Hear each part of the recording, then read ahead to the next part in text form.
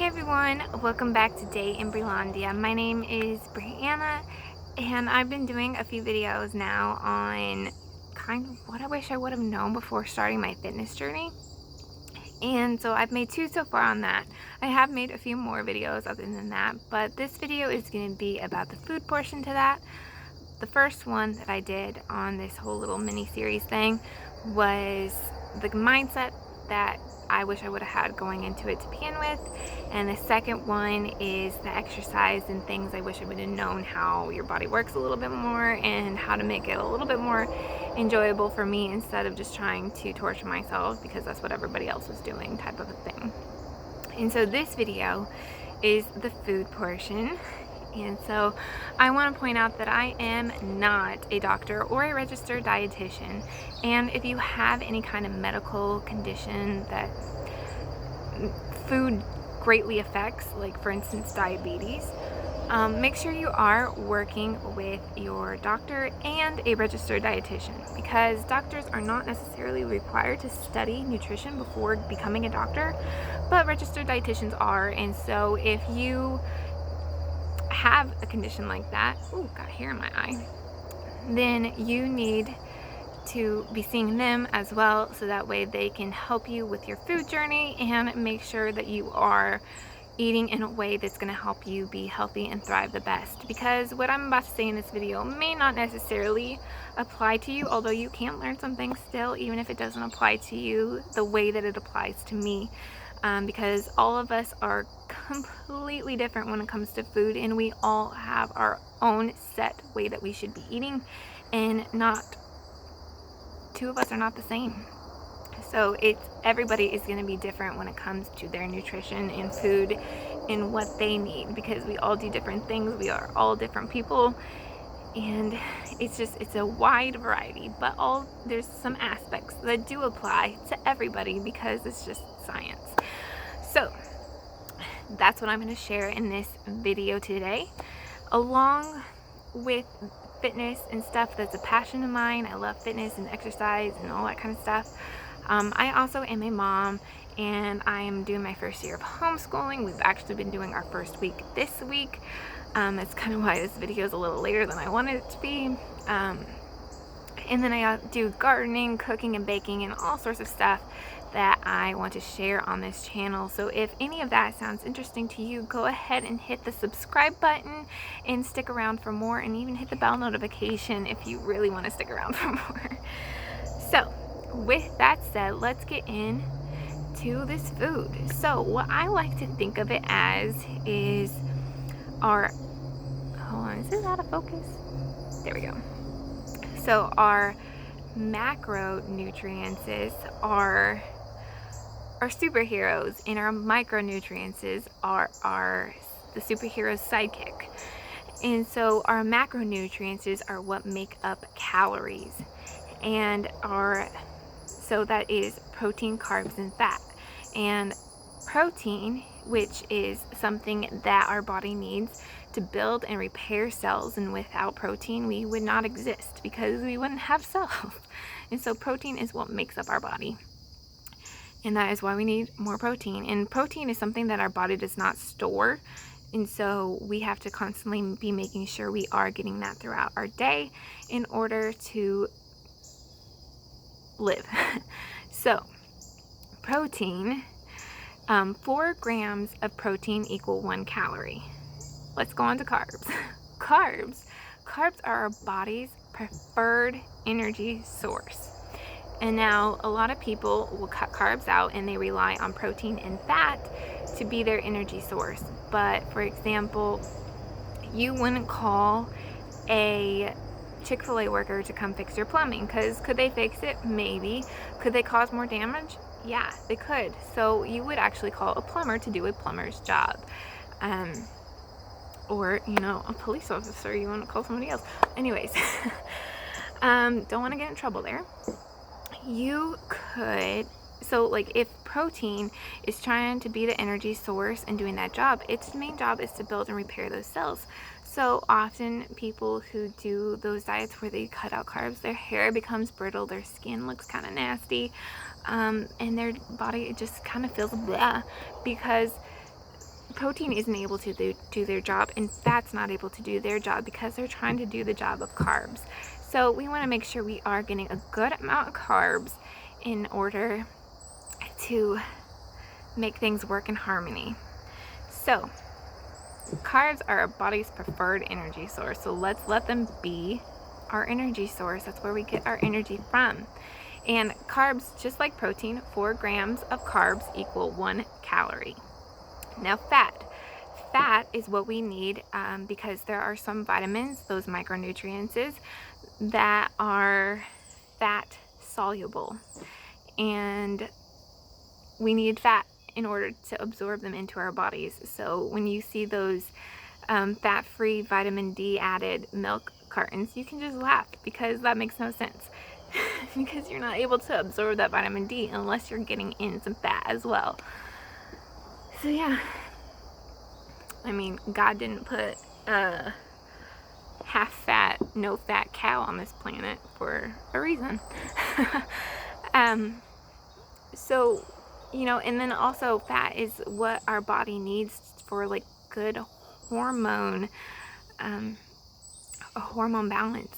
For instance, people who go on these extreme diets and cut out lots of fat, their hormones get out of whack, and some of them even lose their periods, and that is not a good sign. It may sound good because, let's be honest, periods are a pain in the butt, but it's not. It means there is something very wrong going on, and you need to be able to get that fat back into your life so you can have healthy hormones and glowy skin. Everybody wants that highlight. You're not going to need to buy highlight if you have a good healthy amount of fat and you stay hydrated, because your skin's going to be dewy and glowy all on its own.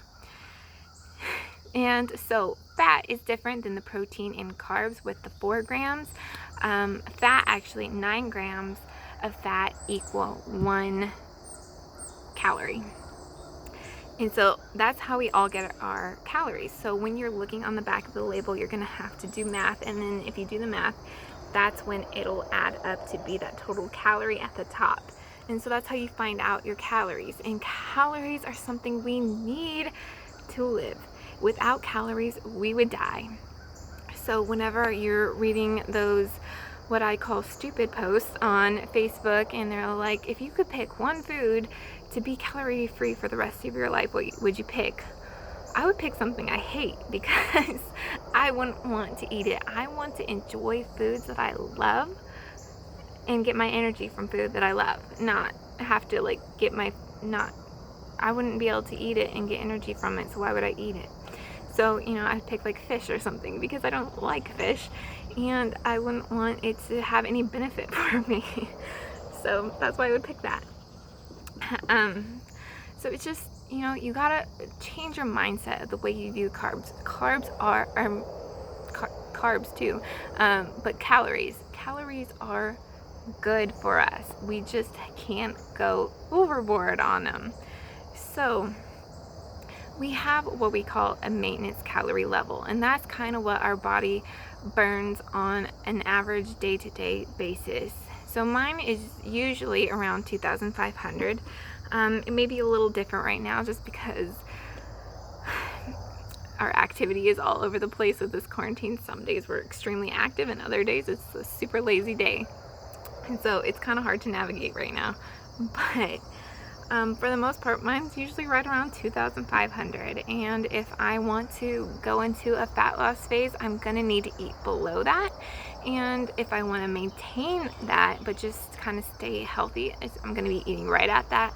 And if I want to gain muscle, I'm going to need to eat above that because my body can't grow and build muscle unless I'm eating to grow and build muscle. And we did talk about that in that last video that I made. So if you want to see more about how that works, go check that video out, and I will link it down below. It'll be the second video that I link down below. So yeah, you're gonna need to eat to live. And our bodies do burn around 1,200 calories at rest. So you know you need to eat more than that, and it can be a little trial and error trying to find your maintenance calorie. It just takes time. You're gonna have to be patient. And once you find that, a lot of people like to track their macros. Now, I don't necessarily like doing that just because I have kids who are watching my every move. And if I'm constantly trying to like measure out my food and have like certain portion sizes and smaller sizes instead of just eating mindfully with my body, and they're eating something completely different. And first of all, who wants to make 2 meals every night? Not me. I refuse. So I don't want to eat differently than my family. I don't want my kids to see that I'm eating differently. Like, well, why does she have to eat differently? And like, you want us to be healthy, so why are we eating differently than you? Because you're saying that's how you need to eat to be healthy. It doesn't make sense in my head. I know there are amazing moms out there who do track their macros, and they are awesome, and you know, that's you and your decision to make.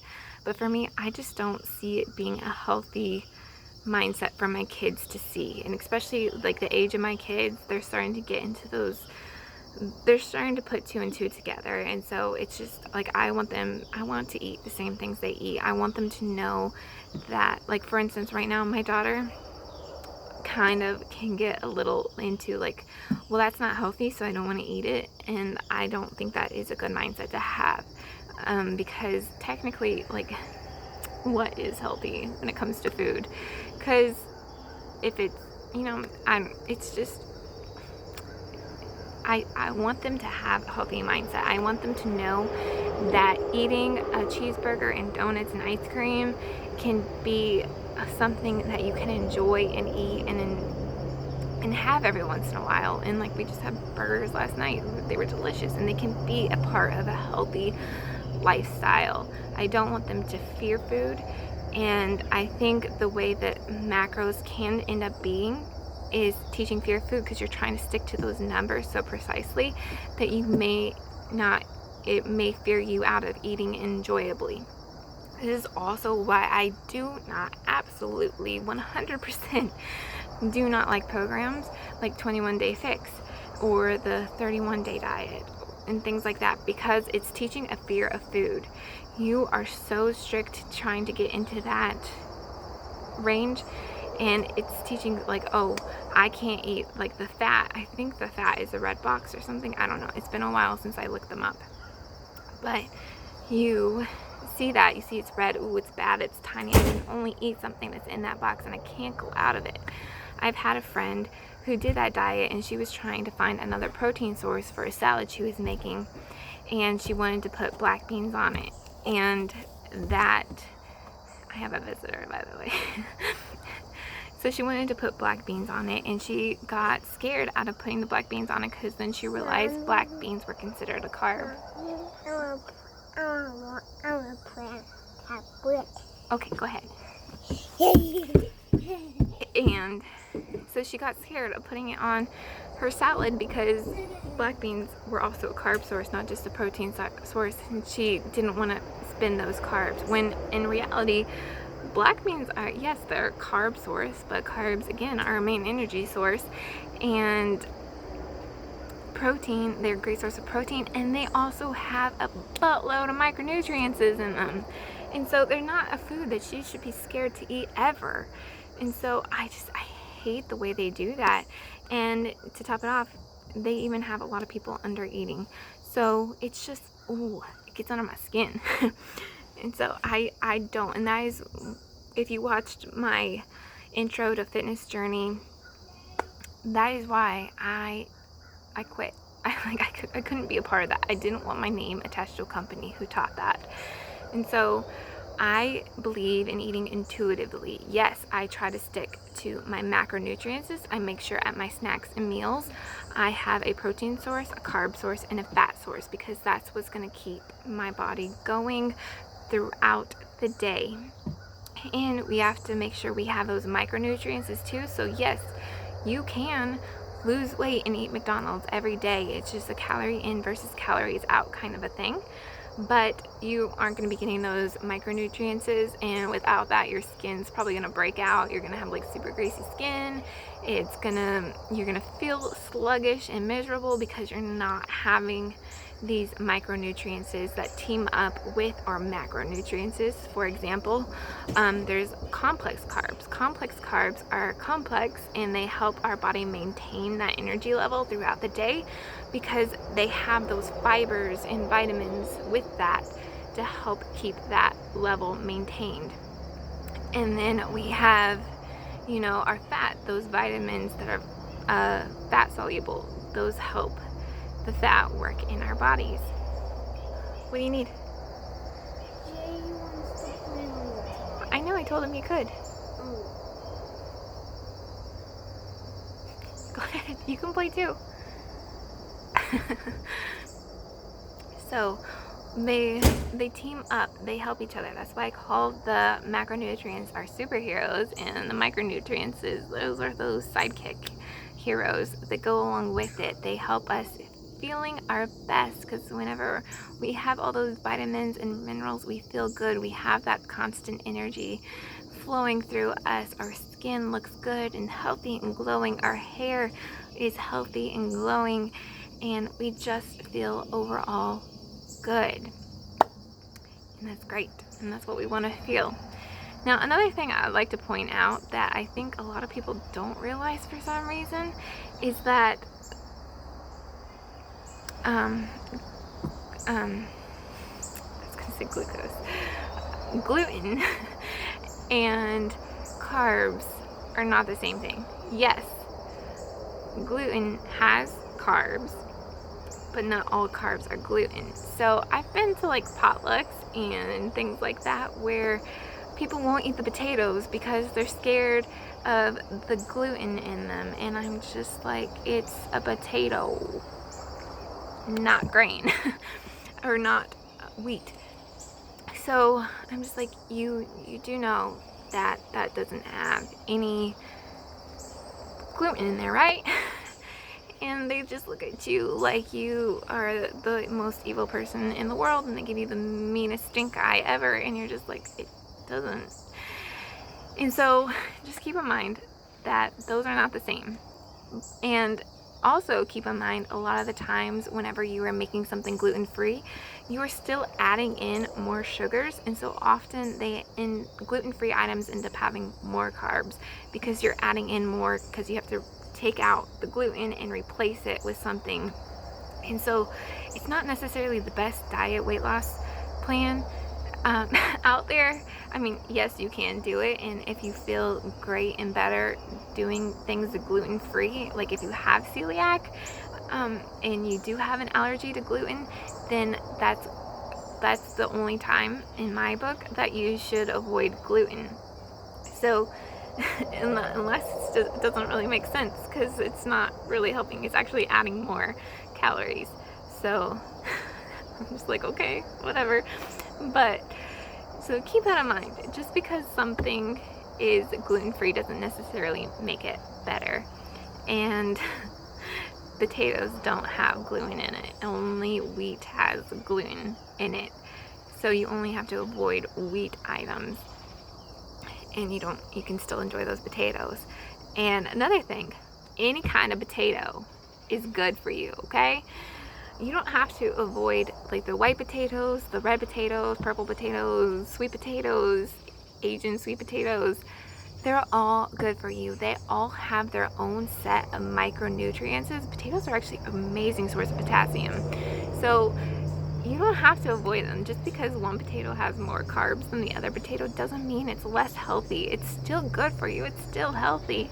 So enjoy the freaking potato. You just don't have to load it up with a bunch of sour cream and heavy whipping cream and butter and all those things that you put in there. Yes, you can still put some butter and some sour cream and some heavy whipping cream in there and make a great potato.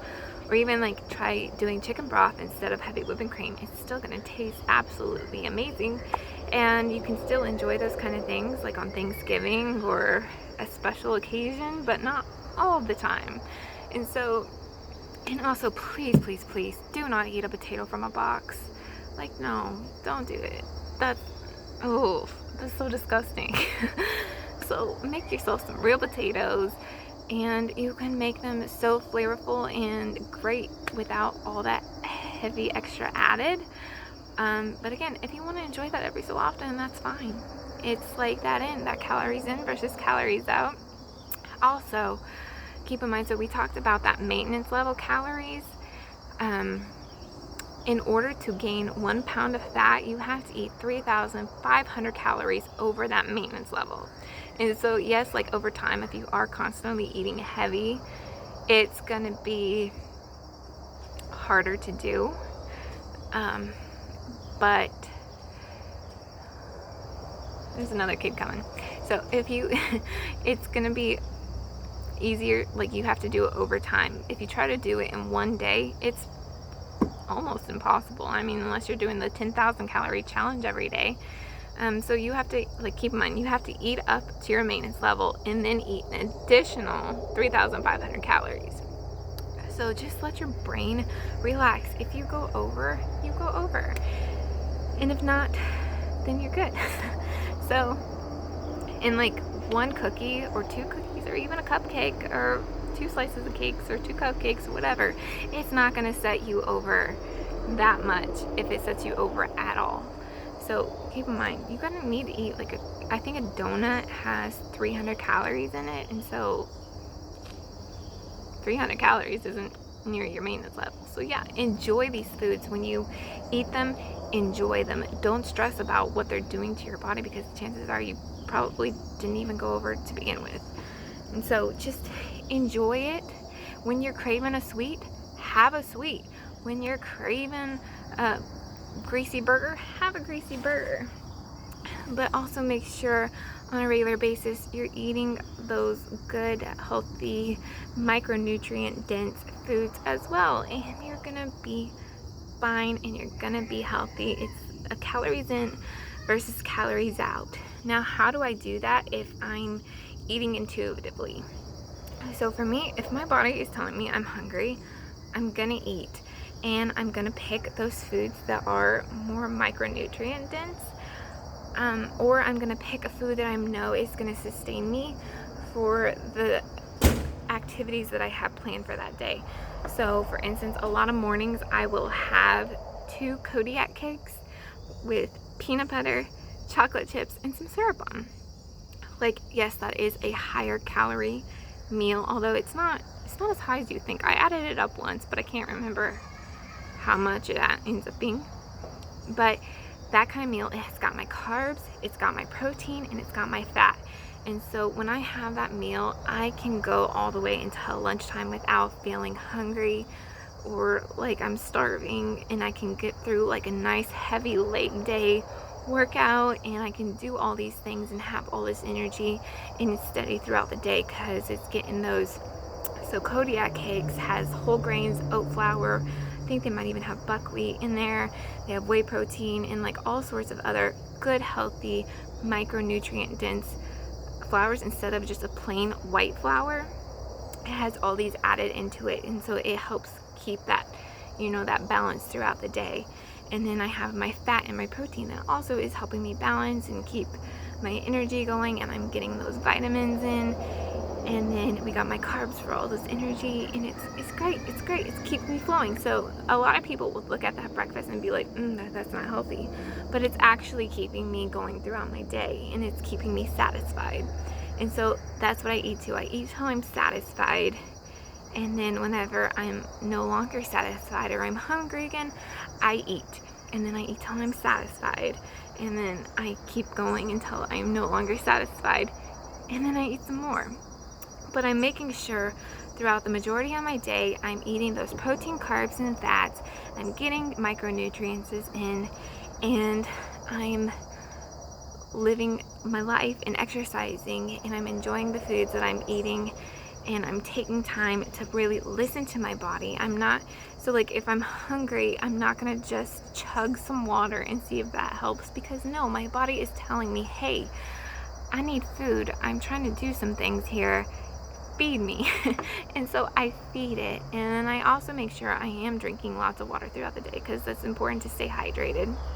And especially for someone like me who is more of a sweater, I sweat a lot, so I need to make sure I'm getting that water in to help keep things healthy and hydrated, and I need to make sure I'm getting some sodium in as well because I do sweat more than a lot of other people. So, you know, it's all kind of a balance. I listen to my body, and I've gotten results now like 5 different times doing it this way. It's worked for me every single time. Yes, it does take a little bit longer because I'm not strict in following those macros, because that's the only way to really for 100% sure tell you if you're getting under your calorie or over. And I know if I do want to build muscle, and so I'm not going to be eating till I'm satisfied, I'm going to maybe eat a little bit more or eat higher calorie dense foods in order to help build those muscles. In a way that I like to do it is because in the fall and winter time, I'm wanting those higher calorie foods, like those comfort foods. They usually tend to have higher calories, although you can make those foods in a leaner way, I guess you could say, although I don't really like to use that word that way. So you can make those comfort foods to have less calories, but I'm just going to enjoy that time period, and I like to do my muscle growth during the fall and the winter because I know I'm going to be eating higher calorie foods. And then in the spring and summer, when my body is craving all those fresh vegetables from the garden and all those grilled foods and leaner foods, it's whenever I can go ahead and go back through that other phase. And so, you know, I just go by the seasons and how I feel and what my body is telling me that I need. All right, so it looks like my kiddos are ready for breakfast, so I'm gonna go ahead and feed them, and we're actually gonna do some potatoes and some bacon. It's gonna be a good breakfast. I'm really excited for it. We finally went grocery shopping yesterday, so I'm ready for that. Alright, so that's going to conclude this video. If you liked it, if you got any information out of it, give it a thumbs up, share it with people who you think would also enjoy this video. Hit the subscribe button and let's stick around for more. I know it's our first week of homeschool, so I think I might try and do a update video next week at some point, hopefully. I don't know. I hate trying to like pick a schedule because I'm a mom and things get crazy. So I'm going to try to keep this steady going, at least maybe one video a week, but who knows, because I don't know my schedule. It's just kind of all over the place. So stick around for more. If you like this, give it a thumbs up, hit the subscribe button, and I'll see you in the next one. Bye.